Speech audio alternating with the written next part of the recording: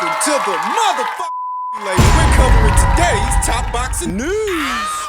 Okay, we'll start with this. Tomorrow, Tiara Brown is set to expose Alicia Baumgartner. Women's boxing is more popular than it's ever been, and Tiara Brown refuses to allow Baumgartner to spread what she calls blatant lies. Things are going to get interesting, especially if the receipts come out set to sit down and have an interview with D. Styles, a friend of the channel, and in the ring with Christine. Interview is likely going to center around Alicia Baumgartner's recent accusation that she offered a fight to Tiara Brown, which doesn't make the situation any better because Alicia is also the one who told Caroline Dubois to focus on her own division instead of somebody that campaigns south of where she campaigns, but that's what she's doing to Tiara. Tiara don't campaign at 130. Oh, she's at 126. Making the call out a blatant contradiction. Is she now staying at 130 to bring up fighters from 126? Why would that be better than moving up and fighting Caroline? It's getting a lot harder to defend this fighter that I've long been a fan of, but I'm no shill. And I ain't nobody's publicist. Nobody's kicking out money to me to run spin for them, so I gotta call a spade on this one. These are very bad optics for Alicia that are only set to get worse as she's fast becoming subject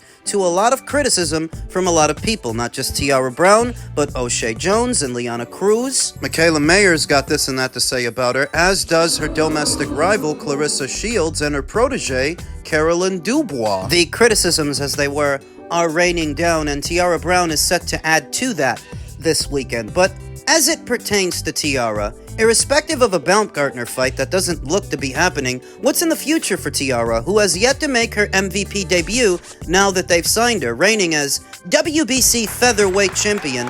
It's not likely that she gets Amanda Serrano in the ring, that's just being honest. Amanda has maybe 2 fights left before she retires, the max. And the only other champion at the weight, IBF champion of Germany, Nina Menka, just came out of back surgery for a recurring injury. So it's not likely that Tiara gets her in the ring either. In the absence of unification matches in the featherweight division, what can MVP do for her? We're asking ourselves what's keeping Alicia at 130. Well, right now, what's keeping Tiara at 126? Get her an Ellie Scottney fight. Catford. Ellie Scottney, who recently became the inaugural super bantamweight undisputed champion in the 4-belt era, now set to leave that division and ascend to featherweight, both on the MVP side of things. I guess she could have a fight with her. Catford. Ellie Scottney recently entertained the possibility of moving up and facing Amanda Serrano in a super fight, though also acknowledging that at this point, Amanda's earned the right to choose, making the fight between them unlikely. But maybe Ellie can challenge Tiara, another champion at the weight, for her belt, since she's set to move up. Catford. And maybe that's one fight that MVP can make for Tiara Brown. If they can't get her a unification match, maybe they can get her an Ellie Scottney fight. A Reina Tellez fight? Reina Tellez, who earlier this year gave a fantastic account of herself opposite the ring Amanda Serrano, making a fight of it, a real Donnybrook. They have since picked Reina Tellez up and added her to their stable alongside Tiara Brown, so I suppose that they can make a fight between them. Not really a big fight, But a good one. though what about moving up to the super featherweight division? Maybe not for Alicia Baumgartner, and maybe not right away, but perhaps for Caroline Vieira, who recently became WBC champion at that weight as a result of Alicia dropping the title. In protest of the WBC's hardline stance against 3-minute rounds, Alicia dropped the belt and Caroline recently picked it up in what was a fight with former champion Delphine Persoon. She's got the green and gold title now. What about Tiara maybe moving up in weight, fighting her en route to fighting Alicia Baumgartner? Wouldn't be a bad idea. I would honestly give Tiara Brown decent odds to win that fight. Caroline Vieira may have beat Delphine Persoon, but it wasn't a whitewash. It wasn't a landslide. It was competitive, and Delphine is a lot more war-torn than Tiara Brown is. Tiara's undefeated. If you labored with a war-torn Delphine Persoon, you might lose to a Tiara Brown. Caroline's already been beat once. She's been beat before. She fights Tiara, she may get beat again, and that would in effect make Tiara a 2-weight world champion. Caroline Vieira is promoted by Dimitri Salita Promotions, so if a fight like that happens, I figure it happens on the MVP side, not the Salita side. That's just me thinking aloud, cause thinking's allowed. A few ideas to bounce around for the near future of Tiara Brown and what MVP can do for her. Do you think there can ever be a time where you and all of the sanction bodies sit down with Dana White and maybe try and work something out? Do you think that's something that should be done? I don't know, So because that maybe you can work together in some kind of way? But Dana has clearly addressed that he doesn't. Right, but conversations can change things. So I'm just saying, you know, you can have a beef with somebody and hate them for 10 years and then come and have a face-to-face in one sitting and say, you know what, I'm going to let all of that go. of course. So do you think that's something that should happen? Dana is a man of sports. He's a man of boxing. He came from boxing. And he has been very successful in business in MMA. Mm-hmm. But I think he has a very sweet spot for boxing. Yeah.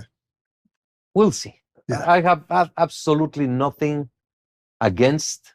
I just will not tolerate to be humiliated or try to be run over. The question is, how is forming a UBO, a league unto itself, an attempt to run over the World Boxing Council when they're still able to sanction fights, as they always have? Dana's just doing his own thing. Well, at the recent hearing regarding the Revival Act, Nick Khan, who also represents Zuffa, did take several shots at the World Boxing Council, them specifically for stripping Terence Crawford of his title due to non-payment. One or two things that have been said in the past about not just the World Boxing Council, but the alphabet organizations in general, and the detrimental effect they've had on the sport that has dwindled in the American market in recent years. In spite of that, it sounds like Mauricio is willing to bury the proverbial hatchets, but why? IBF's taken a pretty hardline stance when it comes to Zuffa. Why is Mauricio more willing to work with them? Well, is he? Isn't he a part of that Ali Alliance group that Nico Ali Walsh and Oscar De La Hoya formed? Yeah, he might be, but he also wasn't at the hearing, alongside Nico Ali Walsh, alongside Oscar De La Hoya. You think that's a coincidence? There's one reason that Mauricio might actually be willing to smooth things over with Dana White and Zuffa Boxing. Money! One reason more important than anything else. Money. The almighty dollar, because if the Ali Revival Act passes, and it looks like it's going to, the WBC won't be able to mass-produce trinket titles as often as they used to, and even crowning an interim champion will take extenuating circumstances. Money! In recent years, the World Boxing Council, alongside the World Boxing Association, have ramped up efforts to keep several different versions of the same title at the same weight in circulation, seemingly as an arm of revenue. The more of these titles you hand out, the more sanctioning fees you collect from that many more fighters. The WBC franchise, the WBC Diamond, the WBC Interim. And that's been an arm of revenue for them, a lucrative one. Now, the other two alphabet organizations, the WBO and the IBF, they don't do this, so they're not as affected by the Revival Act as the WBC. And the reason the WBC might actually be open to working with Zuffa in the not-so-distant future is to make up for the money they're not going to be making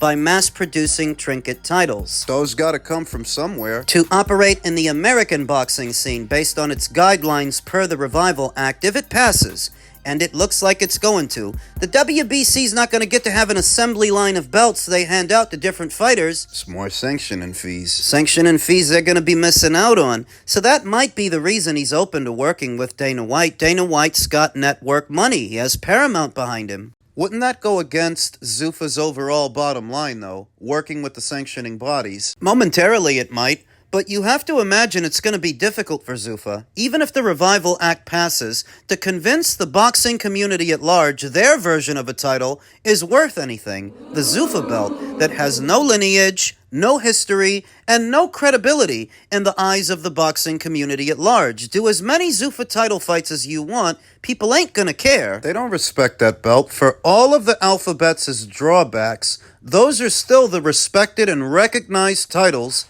that are boxing fans. So if you're Zuffa, and you're struggling to gain credibility for your own version of a title, maybe you can smooth things over by working with the alphabets in what would be a symbiotic relationship where both could benefit, theoretically. Though Mauricio's made it clear that he's not going to allow himself to be run over or humiliated, even though that's what he just tried to do to Terence Crawford.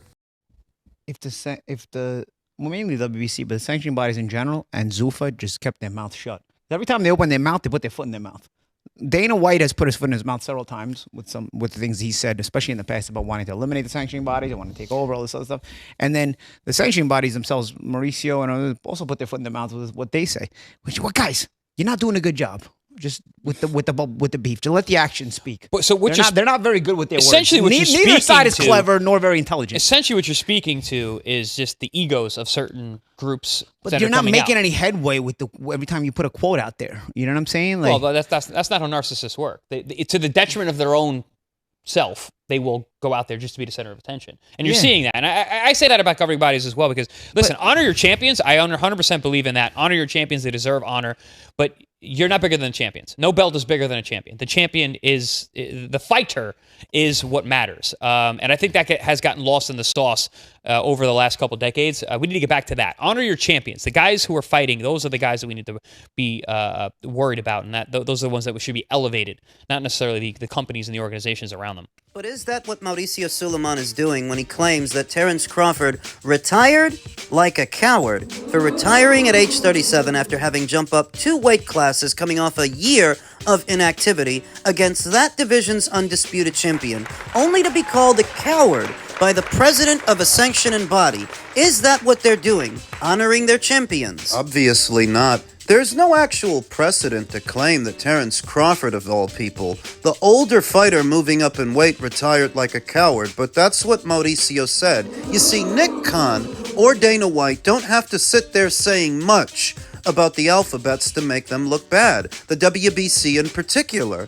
Not when Mauricio Suleiman goes shooting off at the mouth, acting like he's God's gift to boxing because he feels that his organization is more important than the others. He does. He absolutely does. He feels that the World Boxing Council is more prestigious than the other 3 alphabet titles and the Ring Magazine belt. He's a narcissist. And a part of the problem that has a closer relationship with the promotional outfits and the fighters that generate money than they should, because it's not your job to look out for those promoters, and it's not your job to look out for those fighters.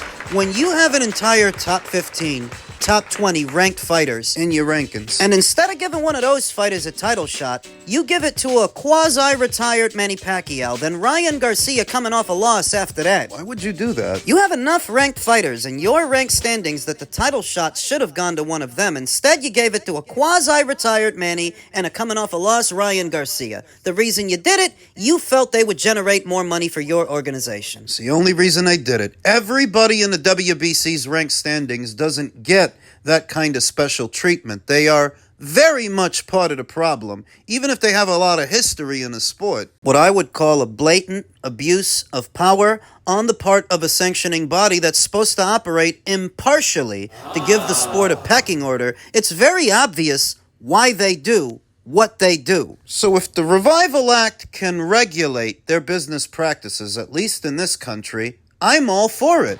Even if it means introducing a Zuffa belt into the mix. That's just one belt compared to the 4 belts the World Boxing Council by themselves would keep in circulation, and all at one weight. Change is needed. Elsewhere in the world of boxing, Teofimo Lopez is latest Zuffa-bound fighter to walk away from a title opportunity at a traditional title.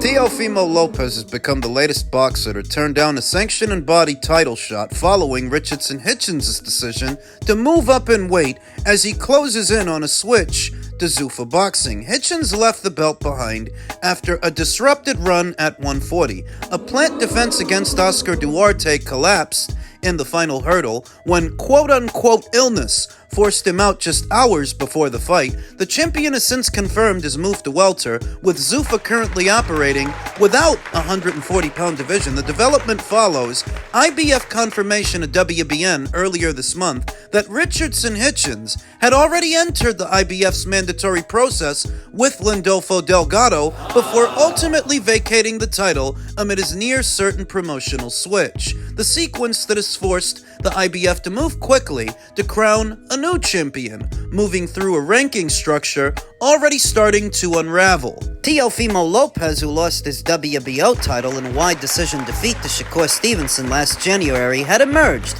as one of the highest positioned available contenders, ranked at number 5. He was first firmly in the frame as the IBF worked to match its top challenger, Lindolfo Delgado. The initial route pointed towards an Oscar Duarte and Keyshawn Davis as being the next options, in line behind Delgado. However, both paths have already closed.